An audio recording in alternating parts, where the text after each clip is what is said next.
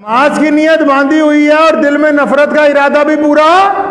अब ये नफरत वाले सजदे कैसे कबूल होंगे? अल्लाहु अकबर। मोबाइल नमाज में किसी का बच जाता है, अव्वल तो बहुत सारे लोग कोशिश करते हैं नमाज में मोबाइल ना लेके आएं, जो ले आते हैं वो साइलेंट कर देते हैं। अब नमाजी का ईमान देखिए, हमने नियत बांधी, अब किसी एक बंदे का मोबाइल बच गया। अब जिस बंदे का मोबाइल नमाज में बच गया वो तो शर्मिंदा हो रहा है दिल में कि यार ये गलत टाइम पे इसकी घंटी बच गई। ठीक है जी, अब वो साथ वालों का ईमान कैसे नापा जाएगा? उसको तो शर्मिंदगी हो गई, वो तो चलो अल्लाह के हुजूर पास हो गया, चाहे घंटी बच गई। साथ वाले अगर ये सोचते हैं कि सलाम फेरने के बाद इसका रगड़ा फेरेंगे, सलाम फिरने के बाद इसे बताएंगे कि तू मस्जिद में मोबाइल तेरा बजा कैसे। आप सोचिए, नमाज भी पढ़ रहे हैं और भाई की दुश्मनी का इरादा भी कर रहे हैं। नमाज की नियत बांधी हुई है और दिल में नफरत का इरादा भी पूरा। अब ये नफरत वाले सजदे कैसे कबूल होंगे?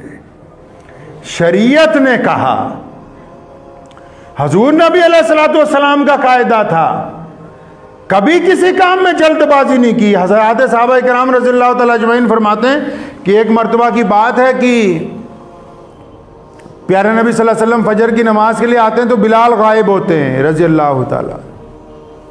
फरमाते हैं कि हम लोग भी टाइम पे पहुंच जाते हैं, अब बिलाल आए तकबीर कहें तो रसूलुल्लाह मुसल्ले पर जाएं। पढ़िए कभी बुखारी और मुस्लिम को उठा के। लगातार कई दिन तक हज़रत बिलाल 5 मिनट लेट, कभी 10 मिनट लेट, कभी 15 मिनट लेट, कभी 2-4 मिनट लेट, बाद में आते हैं दौड़ते दौड़ते और आते हुए तकबीर कहते हैं, तब जमात खड़ी होती है। रसूलुल्लाह सल्लल्लाहु अलैहि वसल्लम ने कभी नहीं पूछा कि बिलाल कहाँ देरी हो गई। आजकल तो अगर इमाम 1 मिनट लेट हो जाए है जी, और या मुअज्जिन 1 मिनट लेट हो जाए तो बस तो मस्जिद कमेटी वाले तो ऐसे तूफान उठा लेंगे जैसे पता नहीं बहुत बड़ी कोई हादसा ही हो गया, क़यामत ही आने वाली थी 2-4 मिनट में ही। कि भी क़यामत आने से पहले पहले नियत बांध लेते तो शायद बच जाते।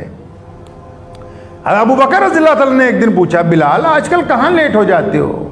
सैयदना बिलाल की आंखों में आंसू आ गए। फरमाया, अबू बकर आप तो जानते हो, जब मैंने रसूलुल्लाह सल्लल्लाहु अलैहि वसल्लम के हाथ पर ईमान कबूल किया तो ये फातिमतुज़ ज़ोहरा छोटी सी थी, ये मेरी खिदमत के दौरान ही बड़ी हुई और मेरे सामने ही इनका निकाह हुआ।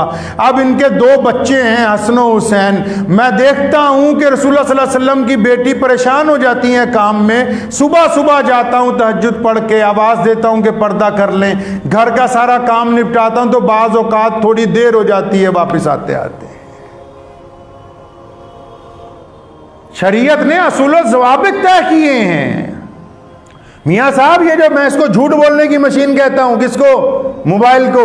ये जो झूठ बोलने की मशीन हमने रखी है ना अपने हाथ में, इसको आप काबू में रखें। सकरात बहुत बड़ा आलिम दीन था, उसके सामने एक आ गया जोगी एक दिन। उसने सकरात को देखते ही कहा, कहता यार तेरे होंठ ऐसे लगता है जैसे तू झूठ बोलने वाला है। जितने चेले थे खड़े हो गए मारने के लिए। कहता ये कैसे कह सकता है? कहता यार तेरे सिर की बनावट ऐसी लगती जैसे तू बगावत करने वाला है। कहता यार तेरे हाथ देख के ऐसा लगते हैं जैसे ये किसी डाकू के हाथ हों। तो वो हंसते रहे, उसको कुछ इनाम दिया, चले गए। चेलों ने कहा जनाब आपकी बुराई भी करता रहा। फरमाया नहीं, ये जिस्म की जो लबो लहजे हैं, जिस्म की जो शनाख्त अल्लाह ने बनाई है उसके मुताबिक बता रहा था कि ये ऐसे होंठ तो फलां के होते हैं, ऐसा सिर फलां का होता है, लेकिन ये मेरे कमालात को नहीं देख सका। मैंने अल्लाह और उसके रसूल के हुक्म के मुताबिक झूठ बोलने वाली जुबान और होठों को अपने काबू में करके नेकी के रास्ते पर लगा दिया।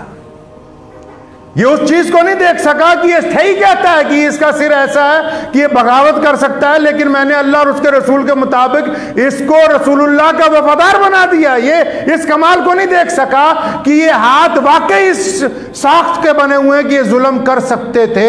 मैंने अल्लाह और उसके रसूल के हुक्म के मुताबिक इसको इत्तबा और फर्माबरदारी करने वाले बना दिया। तो ये अगर मशीन बनी गई है फ़ायदे के लिए, तो अगर आप चाहेंगे तो इसको फ़ायदे के लिए इस्तेमाल करें।